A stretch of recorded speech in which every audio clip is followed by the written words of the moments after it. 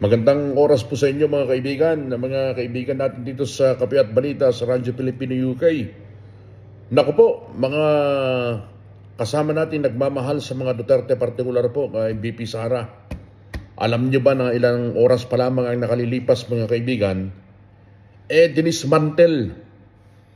Anong ibig sabihin po nun? Binuwag mga kaibigan ng Armed Forces of the Philippines o AFP. Yun po namang Vice Presidential Security and Protection Group o yung VPSPG. Dine-activate ito po ng AFP Chief of Staff. Itong si General Romeo Browner Jr. Ibibigay ko po sa inyo yung kadahilanan, pero malinaw ho ito mga kaibigan na panibagong panggigipit na naman sa panig po ni Vice President Sara Duterte at sa kabuuan po ng Duterte family. Akala ko ba apolitical itong AFP na ito at maging ang PNP kapag kaganyan po ang ikinikilos ninyo, sinong papapaniwala yung taong bayan na apolitical kayo, hindi kayo sumusuporta kung sino man yung mga politikong lumalapit sa inyo, kung sino yung mga nakaupo. Bakit ngayon? Bakit nyo binubuwag ngayon yung BPSPG? O yung Vice Presidential Security and Protection Group na nangangalaga po naman ng seguridad ng ating Vice President ng Pilipinas. Ang deactivation po sa naturang protection group ni Vice President Sara Duterte mga kaibigan ay matapos po naman na ang ilan o karamihan sa mga miyembro daw nito ay nirelieve dahil po naman sa hinihinalang involvement nila sa pag-transfer sa Chief of Staff ng Office of the Vice President na si Attorney Zulaika Lopez noong nakaraang taon. Nauna po dito mga kaibigan, ang mga 75 police officers na na-assigned kay Vice President Sara Duterte under the VPSPG ay pinalitan. Matapos po naman na magsagawa siya ng controversial niyang press conference kung saan nabanggit doon ang pagpatay sa Pangulong Bongbong Marcos, yung kanyang First Lady, at maging itong si Speaker Tamba mga kaibigan, sakasakaling merong mangyari sa kanya. Nirelieve yung 75 na gwardya ng Vice President. Ako po, anong mangyayari sa kanya ngayon? Ilan na lang ang natira sa kanya? Alam naman natin na masyadong critical din at importante ang Office of the Vice President, lalo na po may kaguluhan po nangyayari sa atin ngayon sa politika. Tapos tatanggalin nyo na lang basta-basta yung kanyang security. Ano ba naman kayo? Mga kaibigan, sa isang source, ngayon nga rin lamang po ito lumabas mga kaibigan, sa isang source sa Armed Forces of the Philippines, pero hindi pinapangalanan, pero medyo kumapit at kumalat na po ito sa iba't ibang mga media organizations, particularly ng mga broadsheet. Yung isang dokumento na naglalaman mga kaibigan ng General Order 196. Sariwang-sariwang balito ito.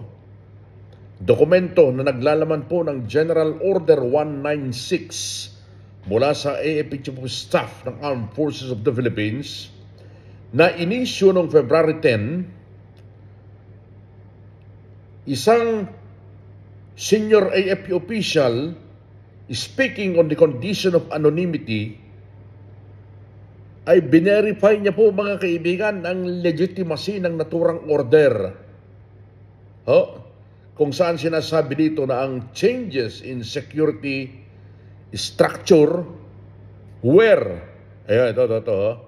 yung pagbabago sa security structure ng tanggapan ng Vice President ay inaprobahan at the highest level sa pinakamataas na bahagdan mga kaibigan, and are part of a broader realignment within the AFP's security apparatus. Mga kaibigan, Hanggang sa ngayon, inaabangan pa yung statement po ng AFP regarding this. Pero sabi dito, ang AFP has yet to issue a statement explaining the rationale for the reorganization. Basta-basta na lang tinanggal yung gwardya, yung security group ng Office of the Vice President. Tapos hanggang ngayon hindi pa nagsasalita yung AFP. Meron pa kaya silang plano na bigyan ng security detail ang ating Vice President? Huwag naman kayong ganyan. Malinaw na panggigipit naman yung ginagawa nyo kapag hindi nyo palitan yan. At the same time, mga kaibigan, yung sinasabing Special Detail Battalion under the AFP General Headquarters at yung headquarters ng Service Command ay nire-organize daw din, mga kaibigan. At nire-name siya o pinalitan ng pangalan bilang AFP Security and Protection Group o yung ASPG.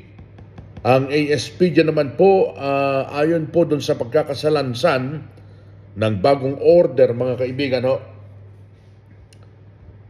ay magbibigay ng security hindi lamang sa Vice President but other very important persons as approved by the Department of National Defense. Ang naturang grupo ay bubuuin daw po ng 18 officers at 329 enlisted personnel. At ito ay pamumunuan po ng isang commander na may ranggong colonel at captain mula sa Philippine Navy. Ang BPSPG detail kay Vice President sa tanggapan ng Vice President ay binuo po noong June 2022 para po mabukod siya mula po naman dyan sa tinatawag na Vice Presidential Security Detachment sa ilalim po ng Presidential Security Group o yung dating PSG na ngayon po ay tinatawag na pong Presidential Security Command. Ang layunin po nito, mga kaibigan, ay protektahan ang Vice President at its immediate family members. Paano nga po ninyo po protektahan pa?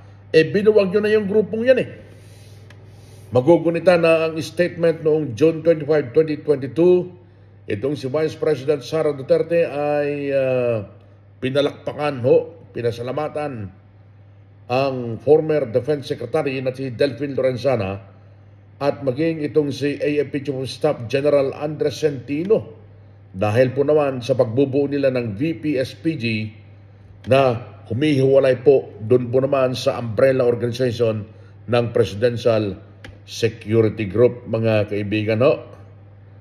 Kaya aabangan natin ito, mga kaibigan, dahil pag binuwag yung gwardya na magbibigay ng proteksyon sa tanggapan ng Office of the Vice President, okay, Vice President Sara mismo, mga kaibigan, anong iisipin ng tao niyan?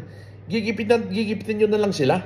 Hindi nyo na ba silang bigyan ng pagkakataon na makahinga man lang? Na talagang binabakbakan ninyo siya every minute, every hour, every day, every week. Kasama na dyan yung mga pambabanat na yung mga alipores ninyo at mga atakdog ninyo sa Kongreso at maging sa Senado, mga kaibigan. Abangan ho ninyo ito dahil kung hindi ibabalik ka agad, yun yung binuwag na gwardya ng Office of the Vice President. Anong mangyayari dito? Talagang pinababayaan ang Office of the Vice President, mga kaibigan, ng AFP na dapat apolitical, walang dapat kinikilingan. Bakit ngayon?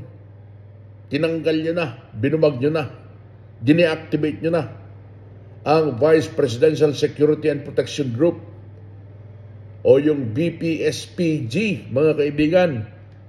Dine-activate. Walang iba kundi si AFP Chief of Staff General Romeo Browner Jr., mga kaibigan.